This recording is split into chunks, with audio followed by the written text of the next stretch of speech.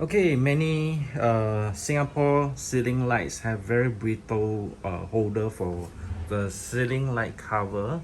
As you can see, I've made some styrofoam L shape. The styrofoam is hard styrofoam from what do you call that? Art Life. Yeah, the big styrofoam.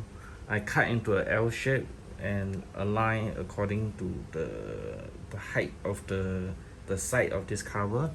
As you can see, the light is on. Let me turn it off using this one. Okay, so I'm going to stick it on and see how effective is this magnet cover casing.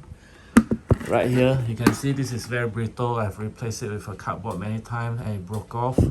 So now I'm going to simply just put in. Oh. Hey, it works. Now it's magnetically attached. Let me turn the lights on. Horsey, yeah!